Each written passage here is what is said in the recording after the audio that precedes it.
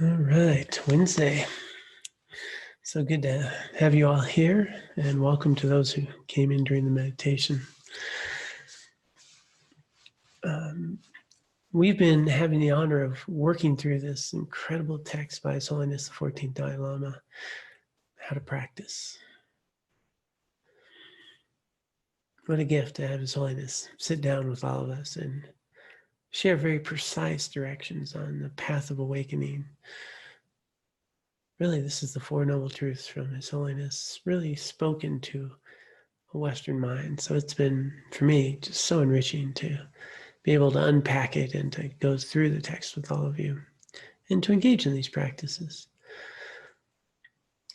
Today, we are wrapping up this section of focusing the mind, of having a mind that's focused, present, clear. So we just had a meditation, and hopefully it helps with that process. And we've gone through the details around cultivating shamatha and what those conditions would be like. We had a retreat on the weekend where we got to deepen the conditions that help provide us with the opportunity to really tame the mind. So really important to remember that it's not just meditating, it's not just posture, it's not just my cushion. It's what's the environment I put myself in. What am I doing when I'm not meditating? Am I ethical? What's the kind of food I'm eating? Am I, creating more distraction and attachment in my mind? Or am I giving my mind a healthy diet of virtuous thoughts, of presence of mind? What are the thoughts we're cultivating? So there was so much there. It was really great to spend some time with you on Sunday. So if you are new, once a month, we take a Sunday and we spend a half a day just deepening the lessons that we've been learning and putting them into practice. The whole goal of our time right now in this particular text is to put these lessons into practice. So on Wednesdays, we read the text, we discuss the text, we put into practice these teachings each week. And then once a month, we go ahead and have a little deeper dive. And in our community, every day there's a daily practice that's recorded and really, I think, structure that allows us to engage in this path in real meaningful ways. So here we go with where we are with the text. Screen share. And also, just a reminder, if anyone has a question, would like to make comment, you can always type it in under Q&A or simply raise your hand. There's a little button there to raise your hand. I'll see that, and then we can unmute your mic, and then you'll be able to speak. It's nice to have a dialogue back and forth instead of just me talking. Questions that you have, others probably have. So we've just covered this portion of focusing the mind around shamatha, focusing on a single point, on one object. But there's going to be some other times in our life where I'm not meditating, I'm agitated, I'm caught up in something, I'm frustrated or I'm worried, and I'm excited, and my mind's not very calm. So His Holiness here is going to introduce other techniques for achieving mental calm. In difficult situations, it's easy to become emotionally worked up. Buddhism offers many techniques for relieving stress and finding calm in trying situations that we face every day. These techniques vary according to the situation and the person. It is particularly effective to use the power of analytical meditation to address problems directly, rather than trying to avoid them. Here are some examples of this technique. So rather than just kind of ignore or push away some of the emotionally triggered events of our lives and the agitation our minds sometimes just go right after it. We can eliminate the source of that agitation. And bear in mind that, by now we've already done quite a bit of investigation to recognize that this mental and emotional struggle is mental. And the events themselves are something we can work with, but our opportunity to really not be a victim of my thoughts and feelings is to recognize I have the ability to engage with them more accurately and cut through the very source that's giving rise to my anger, frustration, fear, worry, or concerns. So when you are confronted with trouble, do whatever you can to overcome it. All right, so we're going to have some difficulties. But if it's insurmountable, right, sometimes there's nothing we can really do about it. Then reflect on the fact that this trouble is due to your own actions in this or a previous life.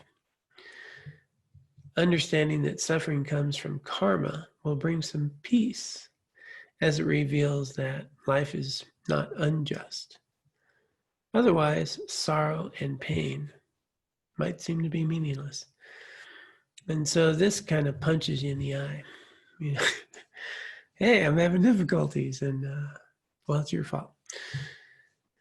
And so this can be kind of like, wait a minute, I didn't, what did I do to get mugged or beaten or raped or, there's some pretty horrific things that can happen to us. And then we can have this feeling like, wait a minute, you're putting that on me.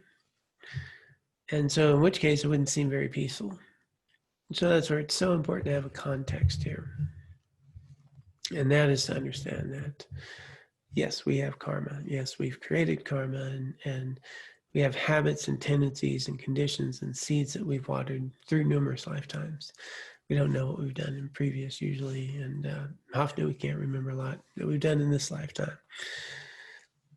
But when we have troubles that come our way, it's not just our karma that's involved in those troubles that come our way. We're going to go more into this in the next point.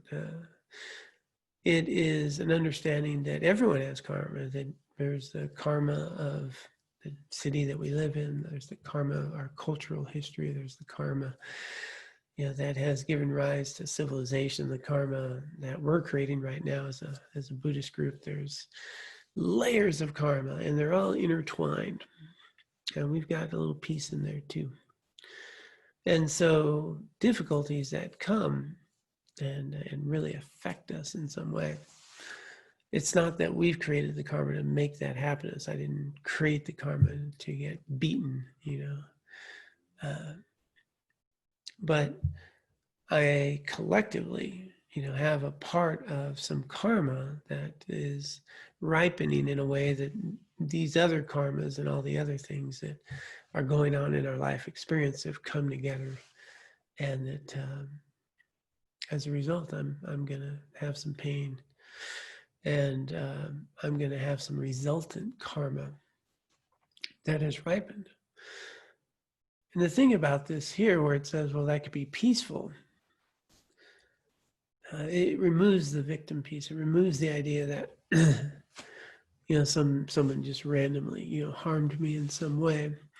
It's that there's a very interdependent world that we live in. I'm not a victim. I'm a part of this very big experience, what we call samsara, and that this event that happened in my life is a result of previous activities of myself and others through eons of lifetimes, and it's playing out in a way that is ripening a painful event in my life, for which there's an opportunity to be joyful and grateful. And that being that karma is released. Once karma has ripened, it's released. So throughout our lifetimes, we engage in harmful activities. We've hurt people, we've let people down, we've had ill will, we've done things. Just in this lifetime, who knows what we've done before. And we've been greedy, and we've been jealous, and we've contributed, we've talked about people, and we've engaged in conversations that have people look down on others. And we've done all these things. So, it's not like I'm an innocent victim here. I have contributed to greed and intolerance and jealousy and division and separateness. I've done this. And so I have my biases and my prejudices and my preferences and my desires and my insecurities and my fears, and all born out of confusion. And out of confusion, just trying to be okay, I've engaged in a lot of activities that also help fuel samsara. And so, in the nature of samsara, which actually we're going to get to a little later, so I don't want to get too much of that. More specifically, that the way karma works, and there's these very basic, clear, very fundamental things around karma that are individually specific, which is once an action is created, so cause, there will be an effect, there will be a result. So karma being any movement of the mind, it's going to create a result, right? It moves the mind moves, the thought comes, an action comes, body, speech, or mind. And something's in motion and it's in play. And as things move, there's actions and reactions, there's cause and effect. And so as we've been practicing, as we've made clear, the Buddhist teachings are very spot on. All happiness and joy comes from virtuous activity, and all suffering comes from non-virtuous activity. So any mental or emotional joy that I get, pleasant experience, is the result of previous activities that were virtuous, wholesome. That's the core of the practice that we've been doing now for some time. It's in our daily recordings every day. But they don't ripen like right then, just I did this, boom. What I'm doing is ripening the potentials within my mind stream, within my consciousness, which is interacting with everybody else's experience and consciousness and actions and activities all the time, whether I'm walking or driving or, all the causes and conditions that give rise for me to have a cup of water, including Aaron, who was born so that I could have a glass of water. I wouldn't have it if you weren't born and if your parents didn't meet. And think how many causes and conditions came just so I could be here with a glass of water, cup of water. Is it a cup or is it a glass or is it a mug? Here we go with labels and our experience. But as I take a sip of water, the conditions that gave rise to clouds and water and the environment and everything, including the cup and a friend that would deliver the water. All of these are at play all the time, and they're very intertwined and very interdependent. So we have dependently arising experiences, all of which we tend to not see because we're pretty focused on seeing things as separate. What I like water. I'm thirsty, I get a glass of water. It's my cup. And that's my friend, or that's not my friend. Me, mine, them, theirs. And what's lost in all of that is this very dependently arising experience that we're all having all the time that's intertwined karmically. And throughout time, these potentials, they weave into the causes and conditions, the experiences we're having in other people's karma, and the atmosphere in the world, the fact that we can breathe and so forth. And previous activities will ripen virtuous into pleasant, non-virtuous, unpleasant. There's neutral. There's stuff that's pretty neutral. So I'm not going to have much of an experience one way or another. Sometimes you'll notice not feeling really particularly good or not bad or in any particular, just ambivalent, even being around somebody. So those conditions that ripen to pleasant or unpleasant have very specific, direct relationship to the cause of watering the seeds of my experience of the events that happen. So my karma is not particularly singularly focused on the events that happen to me, i.e. getting beat up, mugged, vandalized, raped, abused, lots of things can happen. It could be pretty terrible. So we don't want to minimize this. There's harmful, very difficult things that happen, and they're not our fault. And that's not what's being said here. What's being said here is that the events themselves that we experience, which could be pretty tragic, are collectively karma that's arisen through eons by all sentient beings that have given rise out of their own confusion to create the experience and these events that collide with each other or interact in meaningful ways with each other. We have good, not so good, and a lot in between there. But as the events that do happen, how I experience that event is going to be directly related to my karma. Right? So some people are going to be a little more resilient to a pretty traumatic event. Some people are going to be completely devastated and wiped out by a traumatic event. And that's the karma that we're talking about, is how I am experiencing the event, whether it's tragic or harmful or joyful. I can have, we've all had great, wonderful events and probably not been happy at the time. I'm experiencing it in a different way, and I could be in a nice place with a good meal with friendly people and feel alone, for example. Likewise, we can be in pretty difficult situations and find ourselves fairly resilient and have accidents happen and bounce back pretty quickly mentally and emotionally. And we can have pretty simple things happen and just be devastated.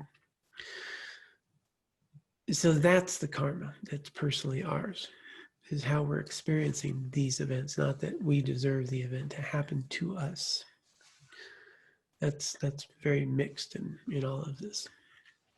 So the advice here then is that when we do encounter these events, this experience of how we're having it happen, we're actually having an opportunity to purify, release negative karmic imprints that we've created. So in the past, we've created, through our non-virtuous activities, causes that gave rise to me having this mental and emotional pain. I've watered the seeds of self-grasping and selfishness, and added to my misunderstanding of the world and them and theirs and me and mine, and all created these seeds to experience this mental and emotional suffering. I'm not a victim in that way. And there can be some peace here in that it's now ripened, it's gone. I don't have to experience that anymore, right? Karma, cause, result. Results come. And now, and we've talked about this earlier in the text, now how I respond to this mental and emotional suffering that I'm experiencing, I'm creating causes for my future, right? That's happened. It's gone. I can now engage with my experience out of compassion, wisdom, loving kindness, understanding, or just perseverance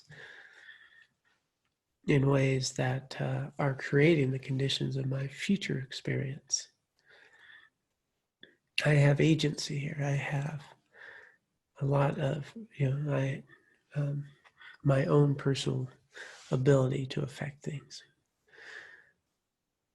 So these are great opportunities. They just don't feel like it at the time.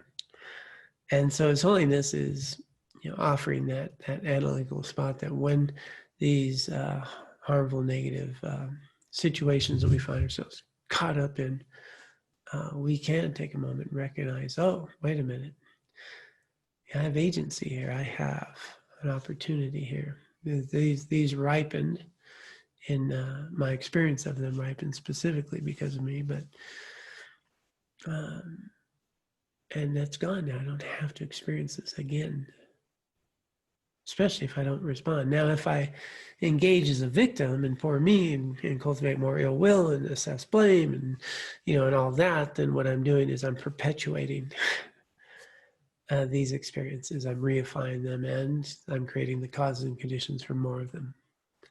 And therein lies my part. And so that's what's being said here and shared. And there's an incredible empowerment in this opportunity. So if we can recognize that and go right to the point of understanding that this event that I'm struggling with, this mental, emotional turbulence, that it's temporary and it's just the result of previous activity. And those are all mental and emotional. Those I have created.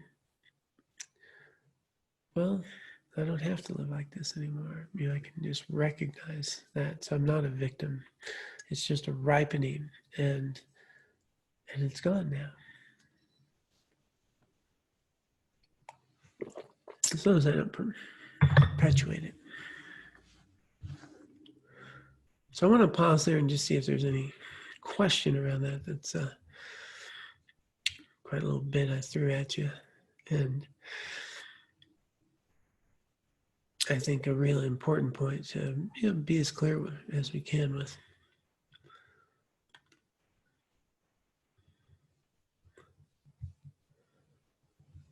Okay, we've got a hand here. Okay, Carla, you can unmute and see if you can. All right, thanks for that clarification about the intertwining of karmas, because I was kind of always under the impression that everything that happened to me was a result of my own karma. Right. And that really helped make it clear, because that just it didn't seem to me something that I could understand very readily. But I think the way you explained it was very helpful. I do have one question. I was under the impression that thoughts alone could not create karma, that it was just speech and action that created karma. I was told that, for instance, you can't create karma when you're dreaming. So can you, and I thought what I heard you say is that even thinking creates karma. So can you maybe try to clarify that a little bit? Yeah, that's such an important question. Thank you so much. And yeah, I do want to also just, back with that intertwining of karma before I get to the thought one is, just to make it clear for everyone else, it sounds like you got it here. If somebody walks up and hits me with a bat, I didn't create that.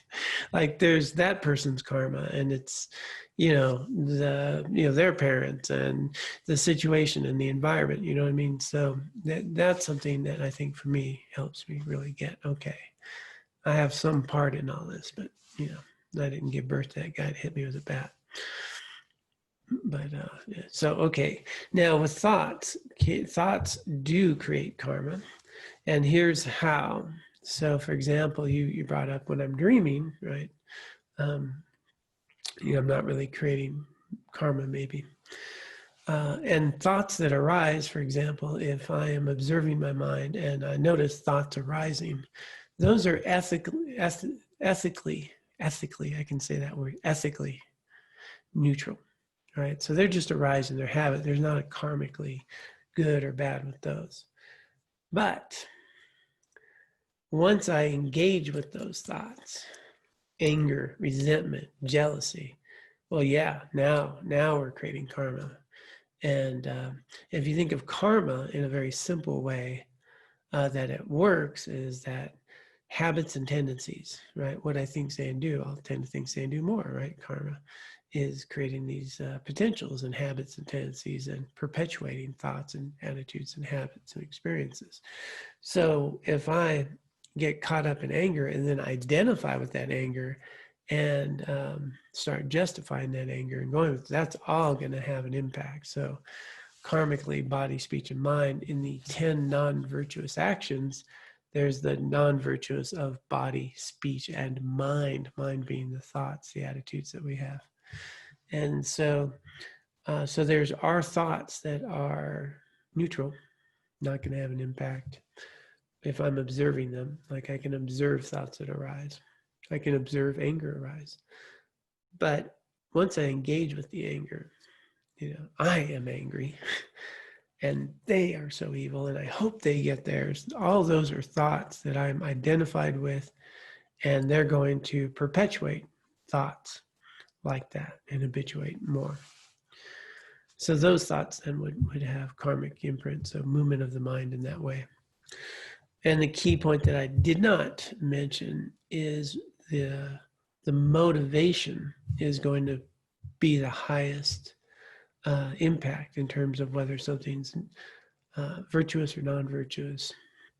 It's my motivation. So, why am I doing this? And so what's the motivation around the thought? And so that's going to be key to note. Does that help you with a little more clarity with that? Yeah, that completely clears it up. Because it seems like thoughts are powerful enough that they should, well, not the thought alone, but the act of thinking is powerful enough that it should create karma. But I understand now that it's not the energy of the thought, it's how you relate to the thought. Yeah, and if you think of karma as creating more potentials, if I really identify with my anger and I ruminate with that anger, well, I'm going to create more potential, get angry again, right? So Yeah, absolutely. Mm-hmm. Thank you. Welcome. That was such an important question. Thank you. And I think we got another one here. Okay, Ruth. Hi. Yeah, thanks. I just wanted to comment that what came to mind with the first section tonight is that I often hear my enemy is my teacher as a Buddhist teaching. And it seems like this really deepens that. It helps me understand a lot more about Buddhism. So it's really helpful. Oh, good. Good. Yeah. Thank you so much. And there are unfoldings of some really very precise, deep teachings, especially in mind training, that people, our perceived enemies, are our greatest teachers, because they reveal and mirror so much in our own mind stream and what's coming up karmically. So thanks for pointing that out, Ruth. Okay. Let me see if I can get to the next couple of things here, because it gives a context for all this.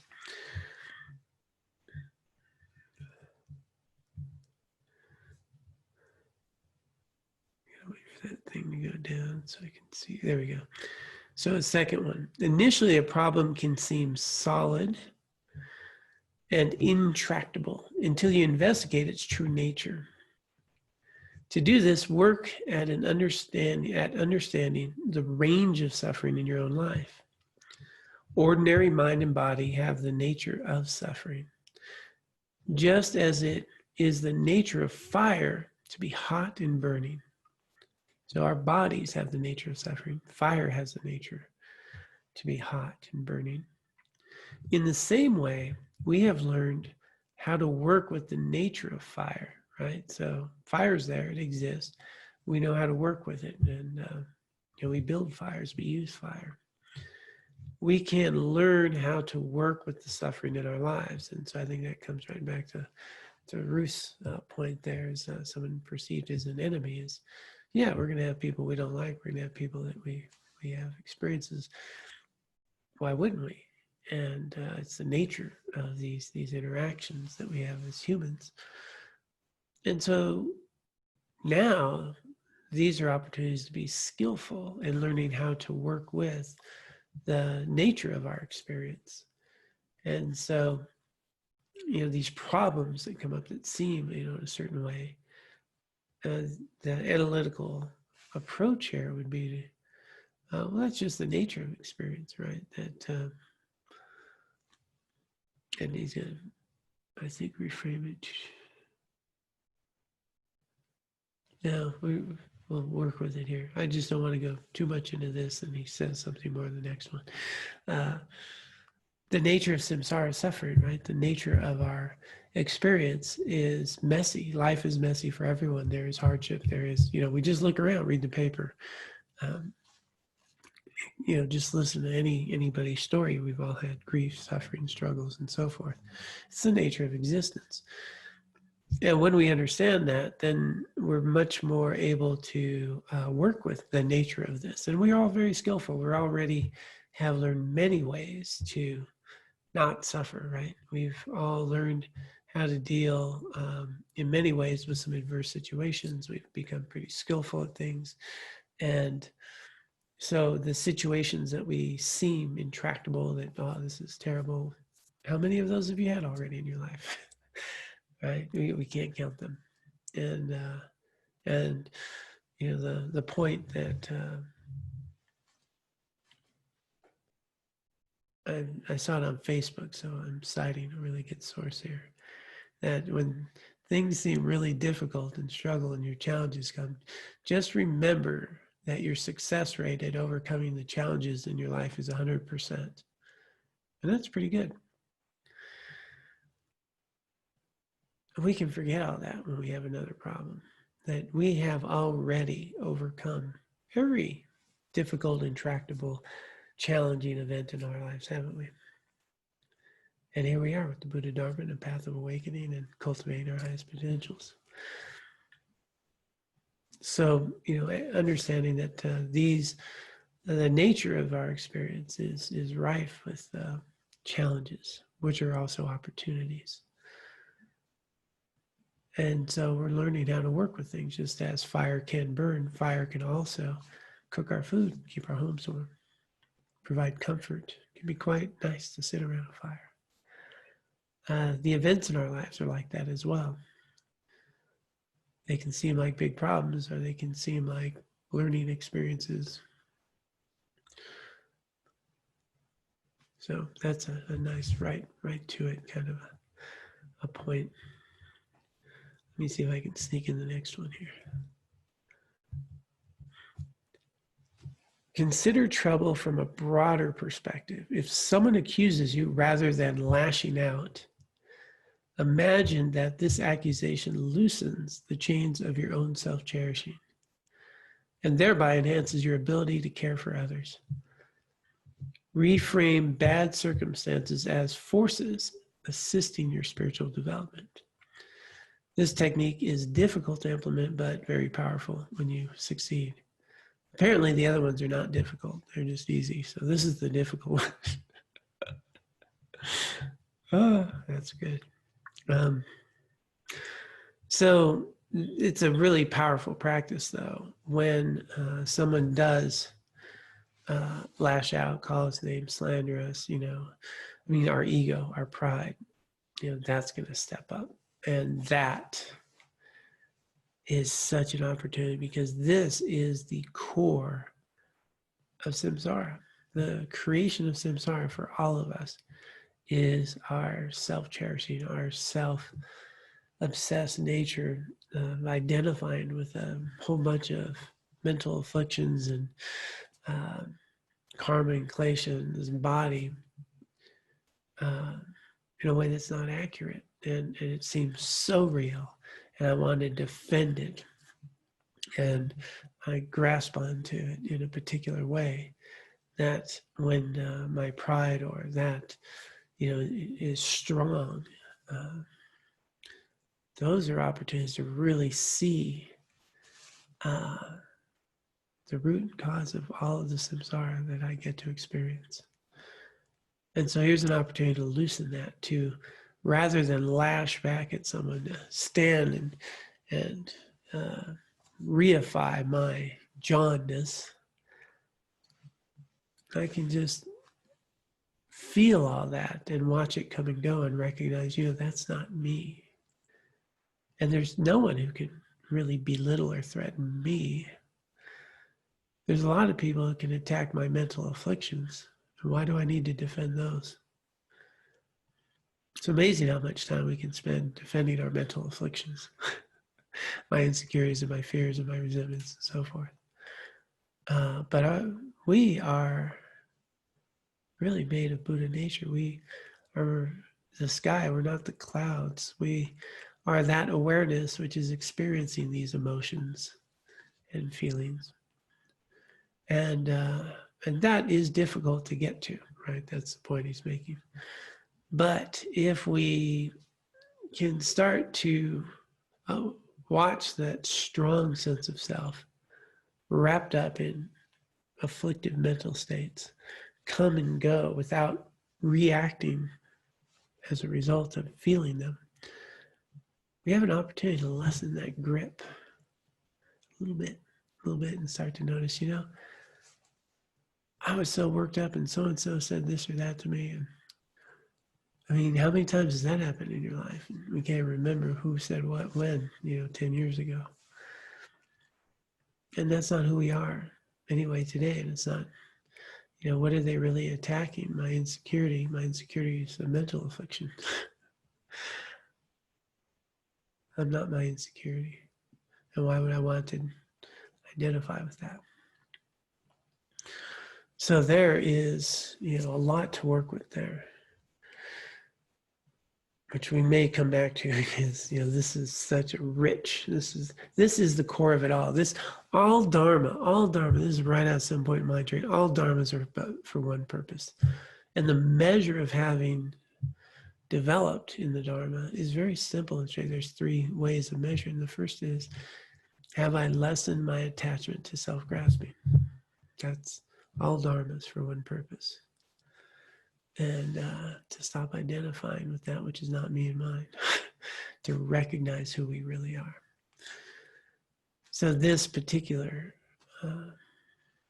analytical approach is getting to the core root of all that gives rise to samsara in my experience. And so these are opportunities. And like you said, it's difficult, but such a rich opportunity, because that's when we can really see ourselves grasping, and we feel so us right there, so John right there, angry, frustrated, wounded, whatever it is, indignant.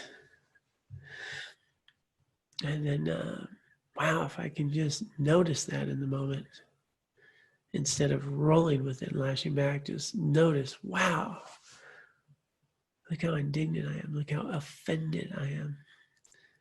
And I go, am I offended? Or am I that which is observing, feeling an experience of offended, which is based on an insecurity and a fear that doesn't even recognize my own value? And there lies a powerful transformation and a realization.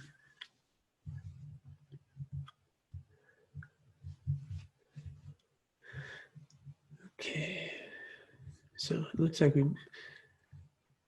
Ruth, did you put your hand up again, or did I just not take it down? I'm going to have to allow you to talk to tell me whether you meant to raise it or not.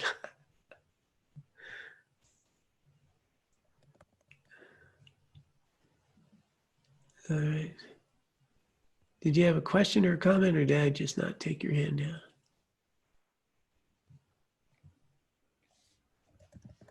Let me talk. Yep, I can hear you. You can? Yep. Oh. Well, I'm frustrated with being on the computer all the dang time, huh? Yeah. I'm not getting all that good at it. So this one's kind of blowing me away. So I was hoping we could come back to it next week. I hope I can be here. Yeah, we will come right back. Here, and I'll reread it a few times. But at first I thought, as you read it, I thought, well, is this like saying yes and when someone criticizes me, or like seeing, okay, look for the truth in whatever their criticism is, somehow find some agreement with it in order to make peace with it or to learn from it.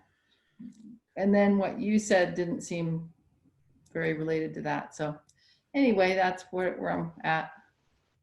All right, thank you. Yes, yeah, sometimes people do share things that hurt that are true. Yeah. Sometimes they say things that hurt that aren't true at all. But in both instances, what isn't true is I am not my hurt. And that hurt that's arising, is not who I am. And therein lies the path of liberation. Becoming the observer. I see that. Okay. Yeah. That helps. Thanks. Okay, thank you.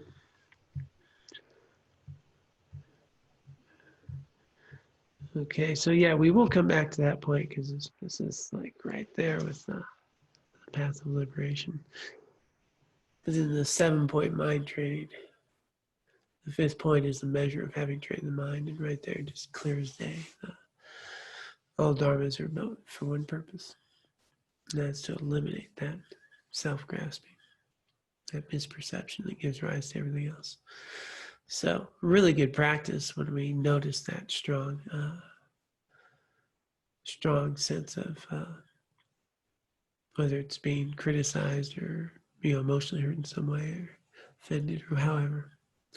Strong sense of self rises, and we really have an opportunity there.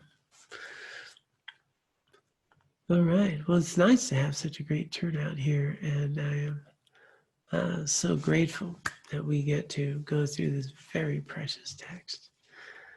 Let me just double check, see if some other chat popped up. Okay, that was just a thank you. Thank you very much, Shelley, as well. And so I will pop up our dedication so we can dedicate this collective merit that we have all accumulated. So just taking a moment to reflect upon the incredible merit that we have accumulated here in our time together, the connections that we have made, the flow of Dharma that's come to us, and the flow of Dharma that will come from us, and all that will benefit from the kindness and compassion, the wisdom that we cultivate. And let us dedicate. By this merit may I soon attain the enlightened state of Guru Buddha, that I may be able to liberate all sentient beings from their sufferings. May the precious Bodhi mind not yet born arise and grow. May that born have no decline, but increase forevermore.